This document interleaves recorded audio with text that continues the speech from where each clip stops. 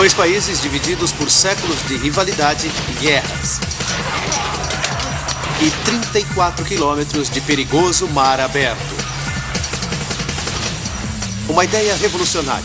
Cavar um túnel ligando os dois países a 100 metros abaixo do leito rochoso do oceano. Em jogo, bilhões de libras e a vida de 8.000 trabalhadores. Se desse certo, seria o túnel mais extenso sob o mar. Porém, com inundações, um terrível incêndio e um total desastre financeiro, o Eurotúnel teria de jogar com a sorte desde o princípio.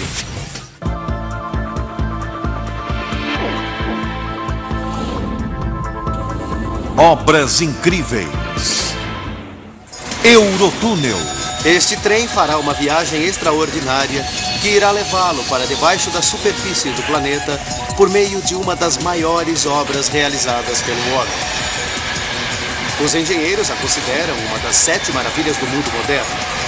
O Eurotúnel levou 7 anos para ser construído e consumiu 1 milhão de toneladas de concreto, que daria para construir 3 Empire State Building.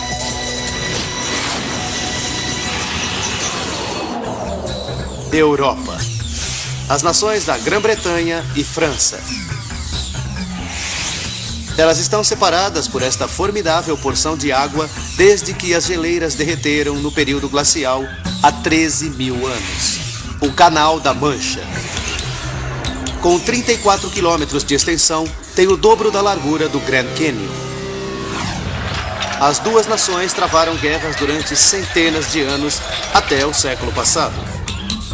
Para muitos, dos dois lados do canal ainda existe uma relação de amor e ódio. Por causa disso, a ideia de ligar as duas eternas inimigas causou polêmica.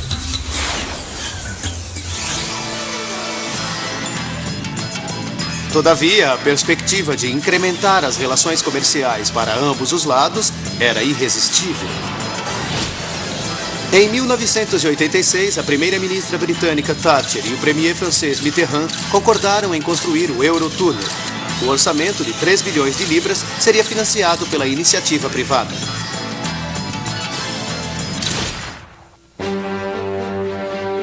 Dezembro de 1987. Tem início a grande escavação. 2 exércitos, o francês e o britânico, com 4.000 escavadores de cada lado, se dirigiram para o subsolo. Cada equipe partiria do seu lado do canal numa corrida para chegar primeiro até o ponto de encontro embaixo do canal. A equipe britânica é a elite da escavação, recrutada nas maiores obras subterrâneas do mundo. Eles se autodenominam Tigres do Túnel e têm uma larga experiência em trabalho de equipe. Um homem sozinho não vai muito longe. É preciso uma turma grande para realizar um trabalho desses. No comando está o engenheiro-chefe Gordon Crichton. Tínhamos uma equipe totalmente dedicada a realizar esta tarefa. A equipe francesa era despreparada, composta de operários recrutados na região e treinados para o projeto. É a primeira vez que trabalho em uma obra como esta. Todos estão orgulhosos de fazer parte. Laurent Leblon liderou a equipe francesa. Eu não conseguia acreditar que estávamos trabalhando num projeto instigante e colossal como esse. Para mim era absolutamente inacreditável. Sob a água, o Eurotúnel iria cobrir 2 vezes mais a extensão de qualquer túnel já construído anteriormente.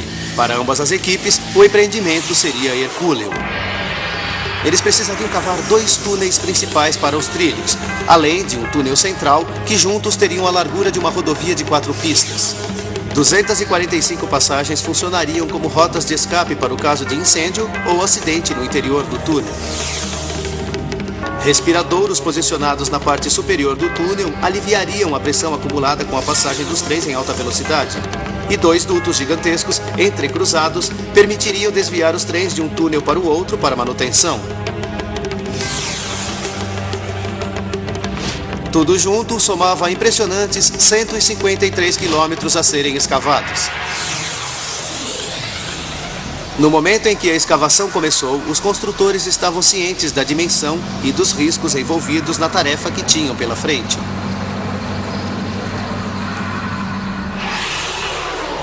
Pairando sobre eles, havia 100 metros de água do mar e leito rochoso do oceano. Todos os dias imaginamos o que teremos de enfrentar. Só tem uma rota de entrada e de saída. Barulhento, quente. Você fica se perguntando onde foi parar.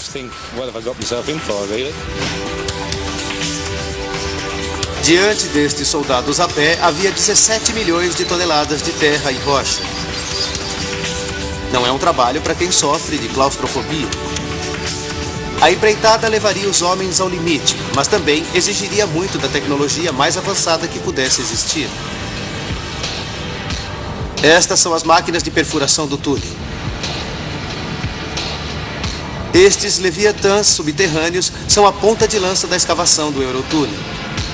Com 200 metros de comprimento, equivalente a 2 campos de futebol, cada uma delas levanta 11 mil toneladas, ou seja, tanto quanto um destroyer da Segunda Guerra.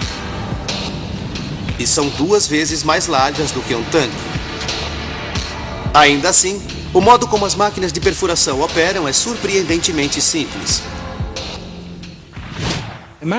Imagine que isto seja o leito do canal. A máquina gira no leito embaixo do mar e enquanto ela roda, o material do túnel é retirado e colocado em vagões que carregam o entulho para a superfície para ser jogado fora. Ainda durante o processo de rotação, ela forma um revestimento, um apoio em volta do que será o isolamento permanente. O especialista em túneis Brendan Riley sabia que as máquinas de perfuração teriam que cavar bem no centro. Esta máquina é uma mini fábrica que recebe energia, água e eletricidade. Na própria máquina existe uma oficina para realizar reparos. Basicamente, ela é autossuficiente e tem tudo o que precisa nela. 12 máquinas francesas e britânicas escavaram os túneis, 24 horas por dia, 7 dias por semana. As lâminas de aço forjado de alta resistência retiravam 10 toneladas de rocha a cada rotação. Cada uma das máquinas maiores custou 10 milhões de libras. Entretanto, como foram projetadas especialmente para este trabalho, elas teriam de ser descartadas no final. A corrida entre os franceses e os britânicos seria ganha ou perdida de acordo com a velocidade das máquinas de perfuração. Os britânicos possuíam as máquinas mais rápidas, que percorriam rapidamente 75 metros e retiravam 36 mil toneladas de rocha por dia. As máquinas francesas eram 25% mais lentas, mas tinham uma vantagem. As cabeças de corte eram protegidas por um revestimento à prova d'água. Elas trabalhariam em segurança, mesmo em solo molhado. Um mês após a escavação do túnel com o terreno seco, as velozes máquinas britânicas tomaram a dianteira. Todos os dias, centenas de placas de concreto eram transportadas para serem alinhadas no teto do túnel, enquanto a escavação prosseguia. As placas eram do tamanho de carros de passeio e 3 vezes mais pesadas. Isto não é concreto comum. Foi fabricado especialmente utilizando granito e é mais resistente do que o material usado para construir reatores nucleares. Os poderosos braços hidráulicos das máquinas de perfuração instalavam as placas no lugar para formar as paredes do túnel.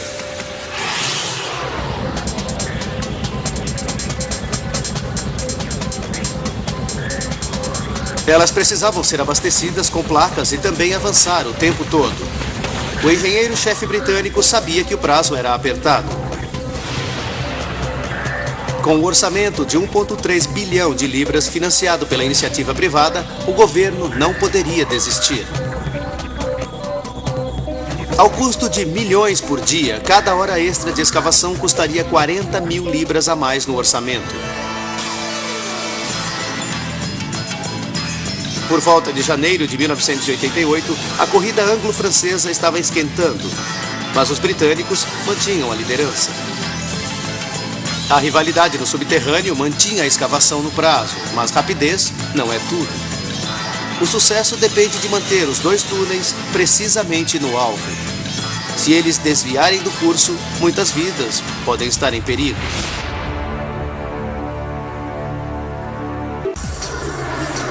É suficiente para atemorizar o mais arrojado dos engenheiros. O projeto do Eurotúnel é o mais longo túnel sob o mar do mundo.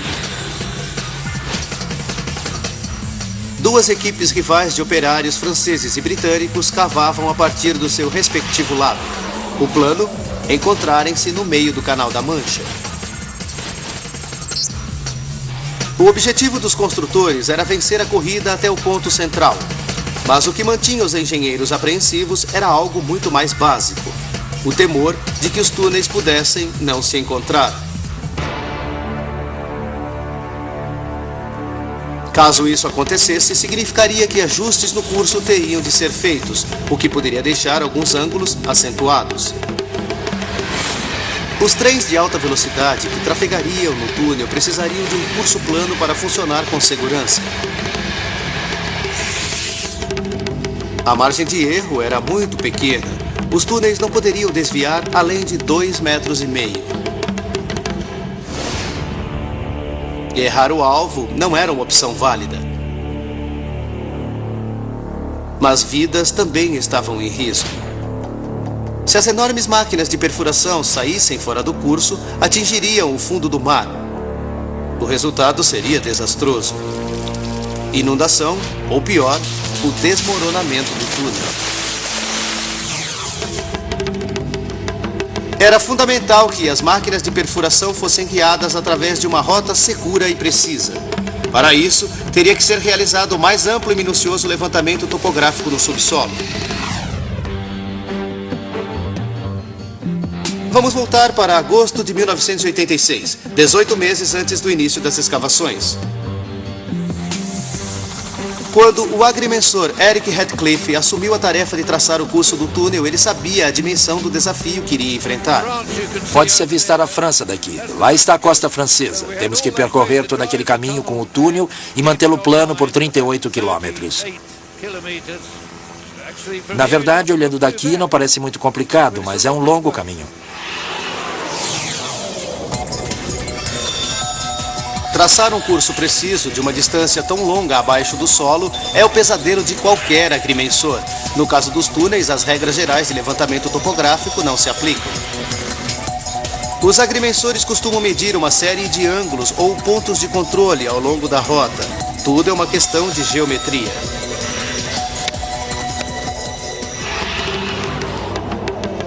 Na superfície, onde a visibilidade é total, traçar um curso é relativamente simples. Eric Radcliffe explica a diferença. A estrada encontra-se a céu aberto. Todos os pontos de controle necessários para desenhar a rota estão posicionados ao longo da extensão. Debaixo do solo, as complicações são óbvias. Tudo que os agrimensores podem observar é uma parede de rochas. Eles não conseguem ver mais adiante para traçar o curso. As estradas ainda têm outra vantagem em relação aos túneis. Pelo fato de serem faixas planas cortando a paisagem, só podem sair fora do curso em duas direções, para a esquerda ou direita.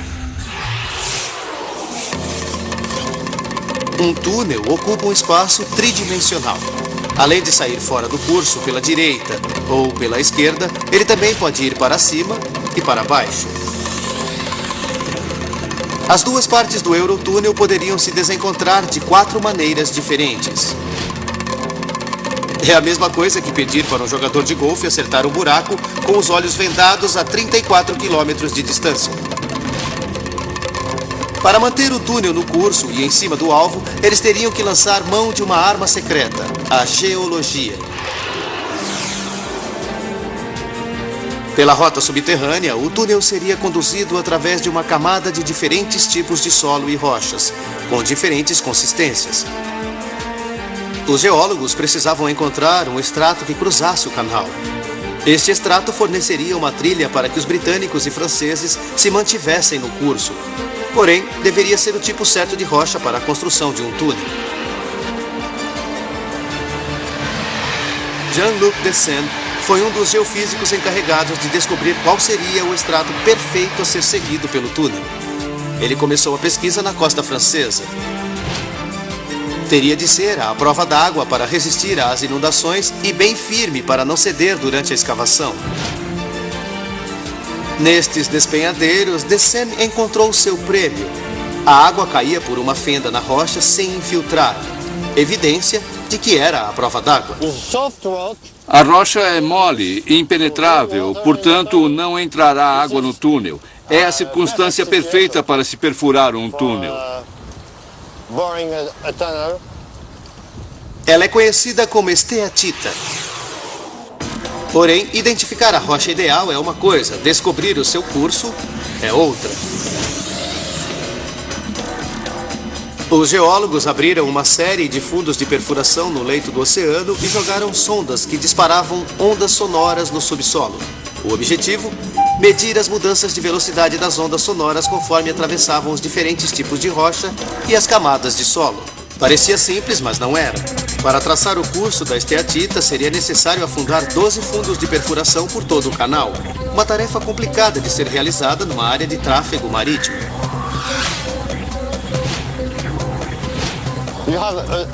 Temos tráfego intenso de navios, temos marés, ondas. Por isso é muito difícil realizar pesquisas com precisão.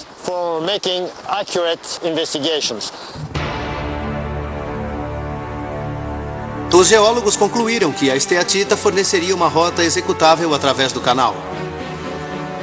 Se estivessem enganados e as máquinas de perfuração saíssem dos estratos à prova d'água, elas atingiriam o fundo do mar, com consequências devastadoras, tais como inundações e desmoronamento. Primavera de 1988, 3 meses de escavação do Eurotúnel. Os trabalhadores abriam caminho pelas rochas, chegando cada vez mais perto do subsolo. Entre eles e o risco de uma inundação, havia apenas o sistema de orientação por laser das máquinas de perfuração. A orientação por laser é comumente utilizada em projetos de superfície, tais como guiar o curso de uma estrada, mas no subsolo tinha que ser usado de maneira mais criativa.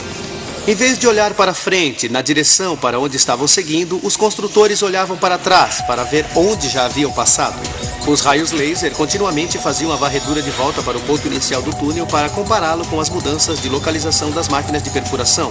Os computadores em seguida comparavam estas informações com as coordenadas do curso traçado pelos agrimensores.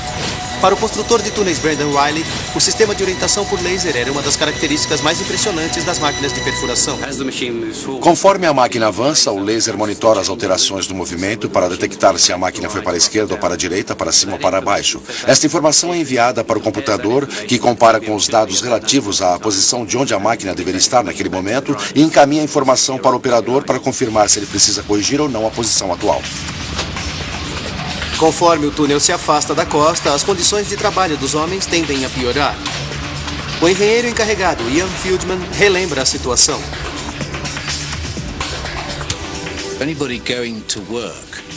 Todos que iriam trabalhar viajavam dentro de um trem lotado por quase 22 quilômetros para chegar ao local das obras.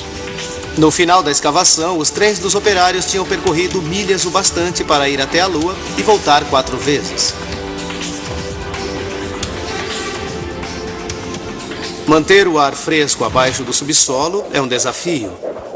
Um poderoso sistema de ventilação bombeava o ar para o interior do túnel. Mesmo assim, os homens enfrentavam o risco de se deparar com gases tóxicos. Quanto mais fundo você está, mais quente fica. Temos menos ar. Levamos máscaras para respirar. Se houver um acidente, temos ar suficiente para respirar.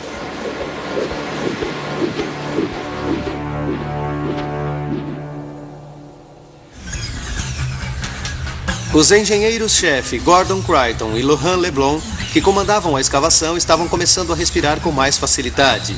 Eles estavam mantendo o cronograma e a camada de esteatita estava aguentando bem. No entanto, o que veio em seguida chegou sem aviso. Março de 1988. Túnel de serviço no lado britânico. Inesperadamente surge o que nenhum construtor de túneis debaixo do oceano quer ver: água. Milhares de litros entrando no túnel. O trabalho precisou ser interrompido. Isso causou pânico. Tivemos que parar porque não sabíamos o que estava acontecendo. Gordon Creighton deve agir rápido para descobrir de onde está vindo a água. Será apenas um bolsão de água doce? Ou será a água do mar abrindo caminho? Ele experimenta a água. É salgada. Sabíamos que era um curso d'água que vinha direto do canal. Sabíamos que era sério. As notícias são preocupantes. O que está entrando no túnel é água do mar.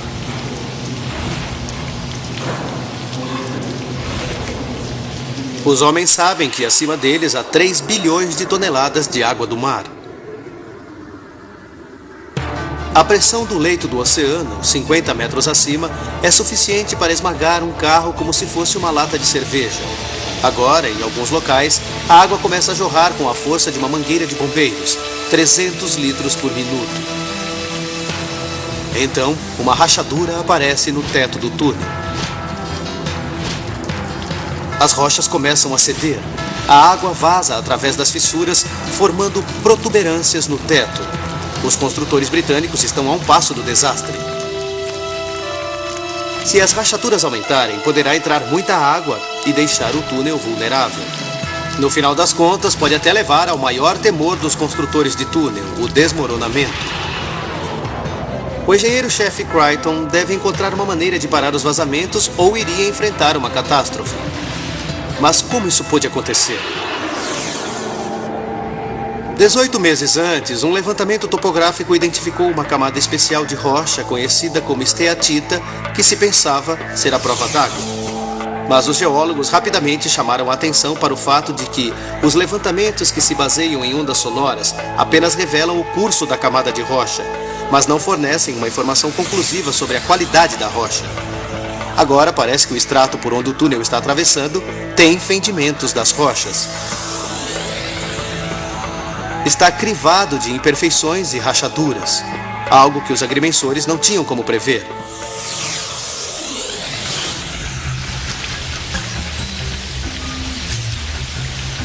De volta ao túnel britânico, o engenheiro Creighton evita o pior. Os homens fecham os vazamentos e as placas de concreto são substituídas por outras mais resistentes de aço. Fim da crise, por enquanto. Os tigres avançam novamente, mas o terreno molhado e com falhas continua a se estender na frente deles. O clima fica tenso. Todo o anel que cortamos precisa estar em bom terreno, é o que esperamos. Com os vazamentos, ocorre um curto-circuito na parte elétrica das máquinas de perfuração, atrasando ainda mais as obras. O relógio está correndo. Os custos aumentavam diariamente e o prejuízo já chegava na casa das dezenas de milhões. O lado francês, por sua vez, também foi atingido pela água. De fato, fomos pegos pela água, o que dificultou nosso trabalho. Muita água torna o trabalho realmente difícil. Entretanto, eles já haviam sido avisados sobre o fendimento das rochas na outra ponta. Logo, a geologia ficou mais fácil de ser analisada. Agora, parecia que a decisão de optar por máquinas de perfuração à prova d'água foi uma escolha acertada. Muito embora fosse mais lenta do que sua rival britânica, ela dava aos franceses uma chance de tomar a dianteira. Decidimos usar máquinas de perfuração totalmente vedadas e impermeáveis. Elas podiam resistir a qualquer vazamento, independentemente da gravidade. Enquanto isso, os britânicos trabalhavam arduamente para conter os vazamentos e as rochas que caíam, além de rezar para atingir apenas terreno sólido. Os operários montaram uma espécie de blindagem galvanizada provisória na máquina de perfuração e continuaram.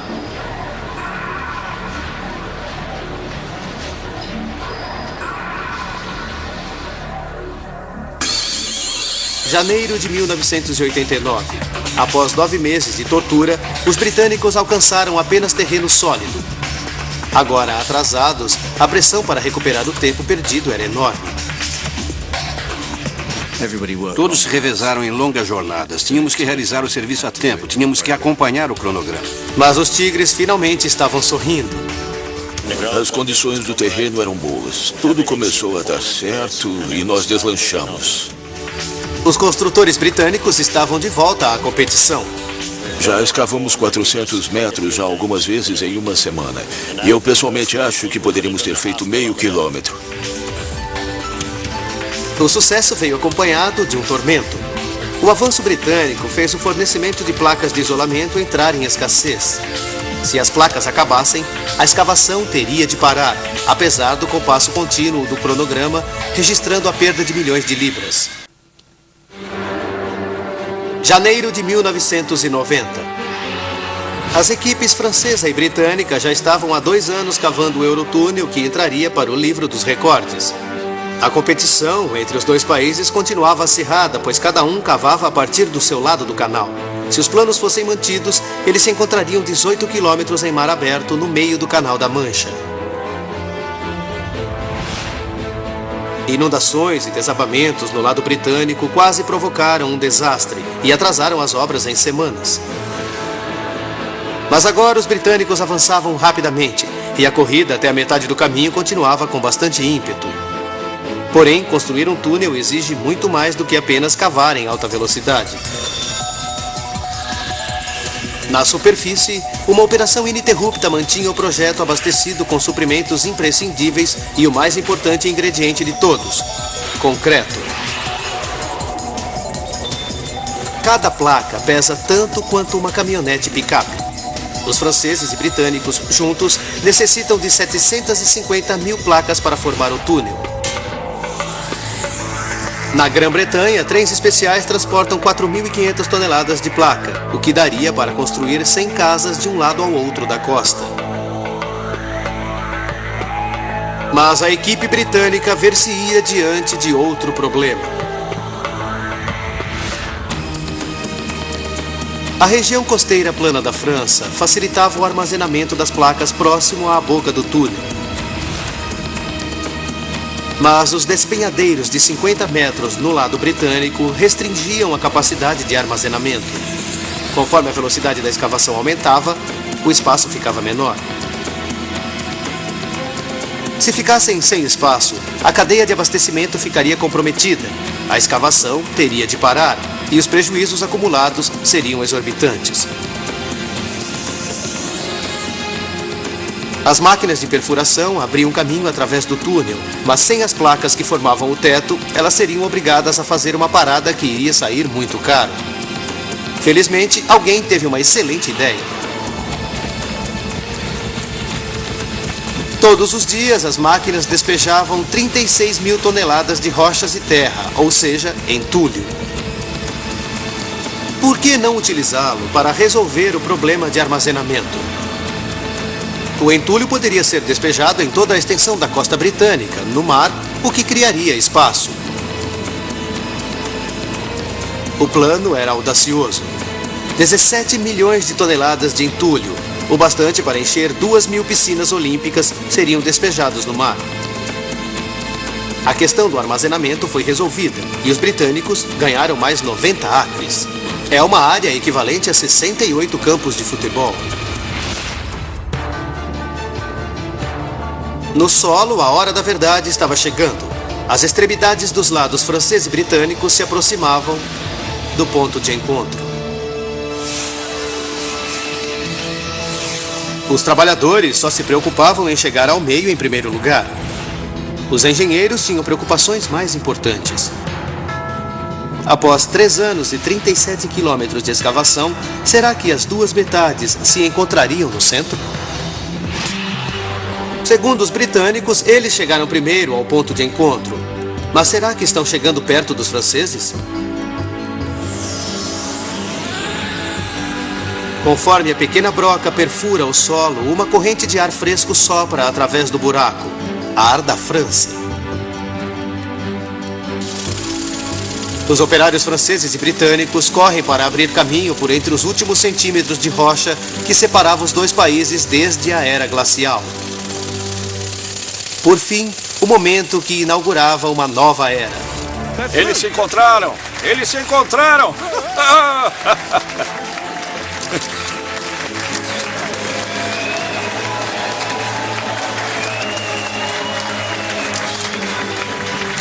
E foi o trabalhador britânico Graham Fagg quem deu o primeiro passo em território francês. E para os anais da história. Para mim, são apenas 15 minutos de fama. Eu sou apenas um indivíduo que faz parte de uma equipe. Ver Graham fazer a conexão, colocar a cabeça no buraco e desaparecer na França, como aconteceu pela primeira vez, foi fantástico. Pela primeira vez, depois de 13 mil anos, a Grã-Bretanha estava novamente ligada ao continente europeu. E os agrimensores provaram estar certos. Não apenas os túneis se encontraram, mas entre eles havia uma diferença de apenas 35 centímetros do ponto principal, a largura de uma tela de televisão portátil. Ninguém havia realizado isso antes. Mais de 38 quilômetros. Do ponto de vista de um agrimensor, é uma façanha. Os tigres comemoraram o feito heróico. Acho ótimo. Nós já estávamos passando da metade. Por isso, acredito, vencemos os franceses. Portanto, os britânicos venceram a corrida para construir o túnel. Mas se os franceses alcançaram o ponto de encontro primeiro, eles precisaram esperar até que os britânicos os alcançassem. Eis o motivo. Tarefa cumprida. As máquinas de perfuração só iriam valer alguma coisa no ferro velho. Porém, as duas máquinas estavam de frente uma para a outra, criando um impasse. Uma delas teria que ser sacrificada. No entanto, o que se pode fazer com uma máquina de perfuração de 1.100 toneladas que se tornou obsoleta? Você a afunda. Ficou combinado que a máquina britânica afundaria debaixo de sua rival francesa e ficaria para sempre sepultada a 100 metros abaixo da superfície do canal. Foi um momento comovente para os tigres do túnel, já que homem e máquina permaneceram juntos por 3 anos. Vê-la sendo enterrada assim causou um certo remorso, sabe? A máquina francesa foi rebocada para a Grã-Bretanha para virar sucata. Por isso, os britânicos fizeram o primeiro contato, mas foi uma máquina francesa que realizou a primeira viagem sobre o canal.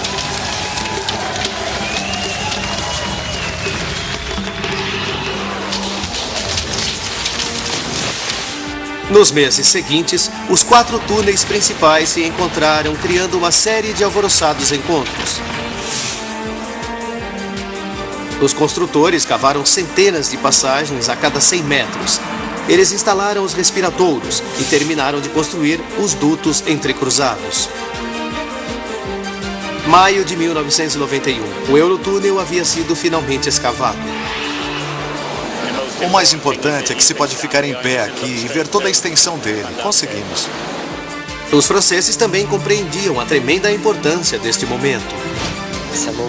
É um momento histórico. Napoleão tentou construir um túnel e falhou. Hoje temos uma Europa única. Mas por trás dos bastidores havia um grupo que não estava tão exultante: os financiadores do túnel.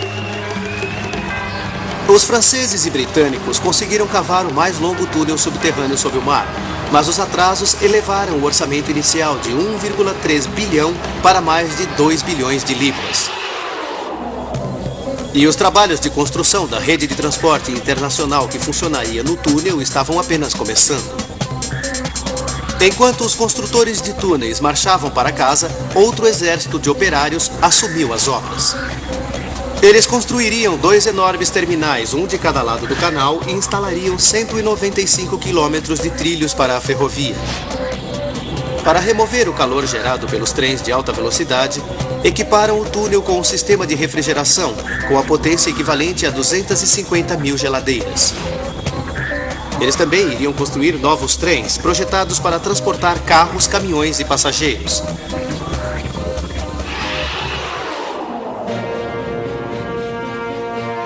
Mas se os investidores ainda tinham alguma esperança de completar a fase 2 do projeto no prazo ou dentro do orçamento, tiveram uma grande decepção.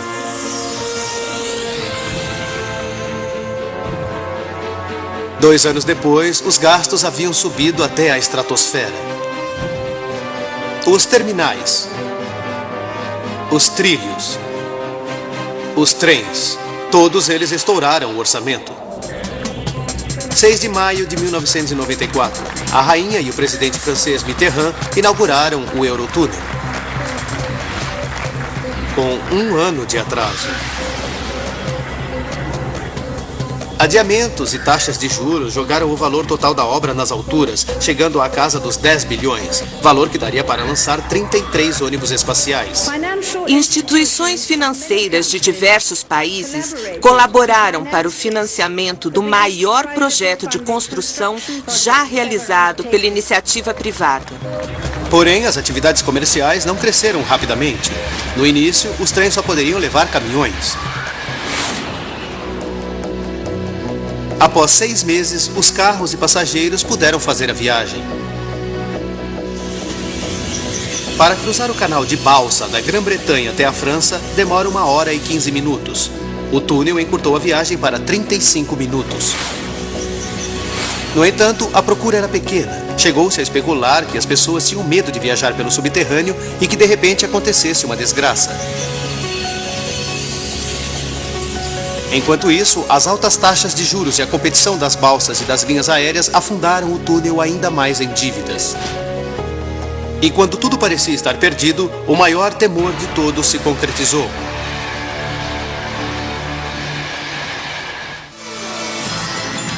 Em 1996, o Eurotúnel já funcionava há um ano, mas o movimento era fraco. O túnel irá enfrentar as horas mais incertas de toda a sua existência. 18 de novembro, Sungate, no lado francês do Eurotúnel. 9h48 da noite. O trem fretado número 7539 se aproxima do túnel em direção à Inglaterra. A bordo, uma carga perigosa. Um caminhão acabara de pegar fogo e soltava fumaça e chamas. Os funcionários da ferrovia avistaram as chamas e imediatamente comunicaram a ocorrência, mas o trem já estava a alguns quilômetros debaixo do oceano. O caminhoneiro britânico Brian Chilton era um dos 31 passageiros a bordo. De repente vimos tudo preto, rajadas de fumaça preta entrando pelo chão do vagão. Os caminhoneiros viajavam no trem de passageiros atrás dos motores. O fogo começou a 400 metros dali, mas estava se aproximando. Bill Welsh, da Brigada de Incêndio de Kent, enfrentaria naquela noite um incêndio dentro do Eurotúnel. Estamos falando do maior incêndio que se possa imaginar. Parecia que estávamos andando dentro de uma fornalha, se puder ter uma ideia do que isso significa. A primeira preocupação de Welsh era saber qual a melhor maneira de resgatar os passageiros. Não existe saída. Não é como em casa que tem portas e janelas. Quando se está dentro de um túnel, espera-se que alguém venha resgatar as pessoas. Às 9h51, o Centro de Controle de Incêndio aconselha o condutor a continuar viagem, pois a velocidade ajuda a extinguir as chamas e o trem tem 15 minutos para chegar até o outro lado. O especialista em incêndios Ed Comeau ajudará os investigadores britânicos e franceses a analisar cuidadosamente os destroços do trem. Parte do procedimento padrão das operações determina que o trem continue a viagem até sair do lado oposto, onde o incêndio será combatido. O trem acelera mais para dentro do túnel, correndo para alcançar a costa inglesa. Às 9h57, a crise toma um rumo amedrontador. Uma luz no painel avisa o condutor de que um equipamento no vagão está se soltando. O trem precisa parar, ou corre o risco de descarrilhar. Assim que o trem para, o fogo toma conta. Rapidamente queima o gerador de energia do trem. As luzes se apagaram e tudo virou um inferno. 3 minutos após a queda de energia, a tóxica fumaça negra toma conta do trem. Estávamos deitados no chão, engasgando com a fumaça. 1 ou 2 motoristas vomitaram.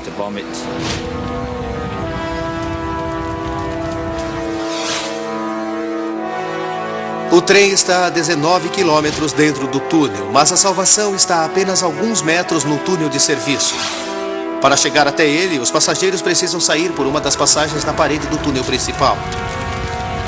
Mas a fumaça é muito intensa para se ver a saída. O condutor e a tripulação não podiam ver onde estava a porta. Eles não conseguiam ver as luzes de emergência. Por isso, ficaram esperando que alguém abrisse a porta para ajudá-los. 10 horas e 2 minutos. Utilizando sensores para detectar fogo, os controladores identificam o local mais quente no túnel principal, onde eles acreditam estar o trem. Eles abrem a passagem mais próxima por controle remoto. Os controladores orientam os bombeiros franceses dentro do túnel de serviço para seguirem até a porta da passagem número 4101. Parece ser a mais próxima do vagão de passageiros. É uma jornada de 15 minutos. Os passageiros, em agonia, já não têm mais tempo. Dentro do túnel, os caminhões começam a explodir. Os pneus dos caminhões explodiram, o trem balançava de um lado para o outro e isso tudo acontecia enquanto estávamos deitados no chão. A temperatura subiu muito. No pico chegou a milhares de graus centígrados. Tão quente que as rodas de aço do trem ficaram grudadas nos trilhos e o revestimento de concreto do túnel se tornou perigosamente instável.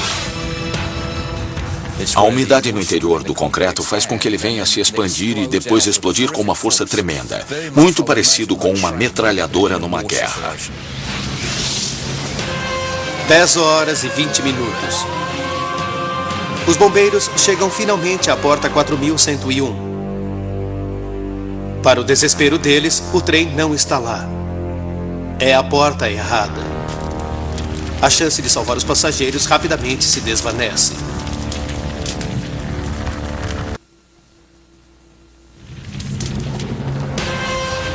O fogo entra furiosamente no trem parado a 19 quilômetros no Eurotúnel.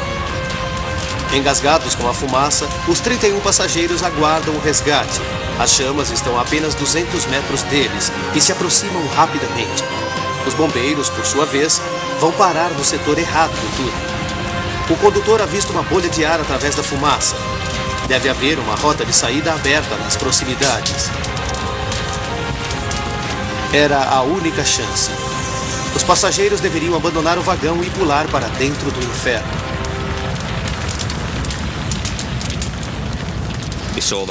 Vimos as chamas se aproximando do trem, os veículos, os pneus e os tanques dos caminhões explodiam. Eu diria que ficamos a um passo de morrer. Todos nós. Por 7 minutos, os passageiros vagaram cegamente em meio à fumaça. Com os olhos lacrimejando e os pulmões prestes a explodir, eles alcançaram a porta da passagem.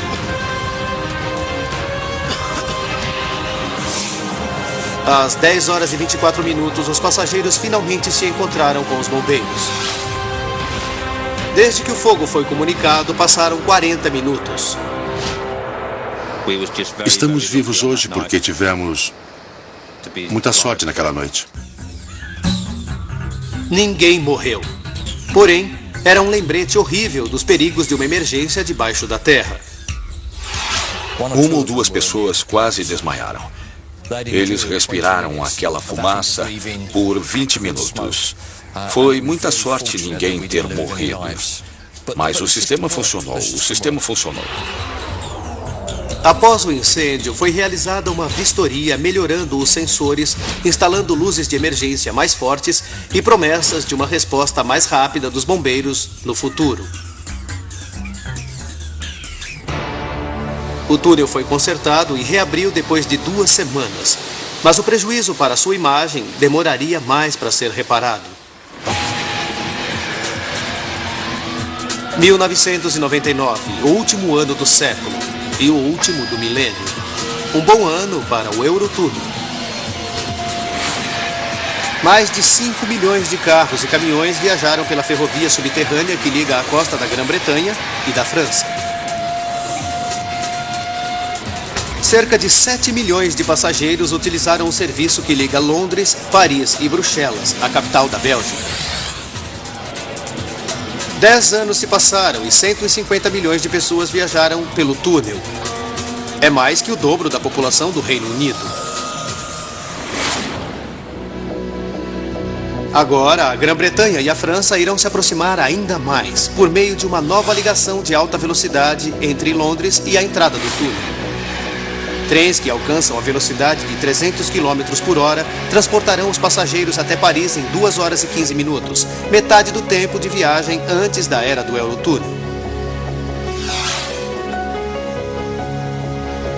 Por enquanto está tudo dentro do orçamento e seguindo o cronograma. Eles irão completar uma vasta rede de transportes pan-europeia. No centro dela estará o Eurotúnel.